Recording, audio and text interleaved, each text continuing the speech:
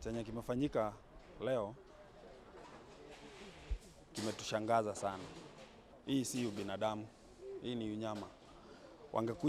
Wangekuwa na ubinadamu, wangekuja watupee notice, tutoe vitu zetu zenye tunaona ni za maana.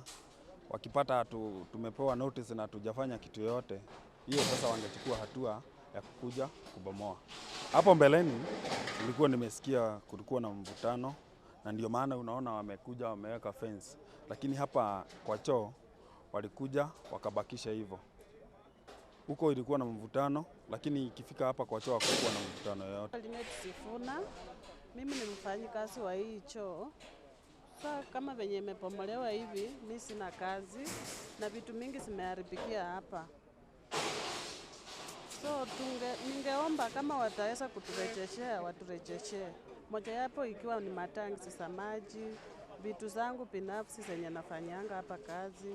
Appealing with the county government, because when you look at the map, this is a public land and it's a public property.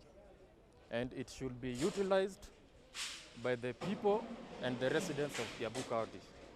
So I wonder, where is this country going? I received a call from the area MCA, that is Kennedy Odhiambo, that our only public toilet has been demolished by unknown goons. We came here, we drove here with my vice chairman, and we found the public toilet is already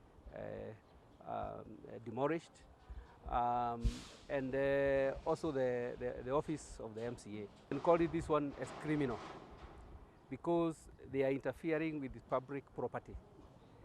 Number one, this toilet was constructed by the county government in 2011, and it has always been used by the public or people who are in the business.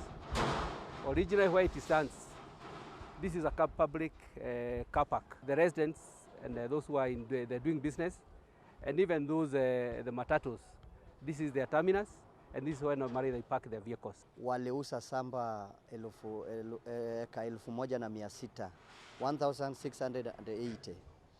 Lazima tunafaa wawache kama around 16 acres. Na hizo samba waliwacha, moja ni hii.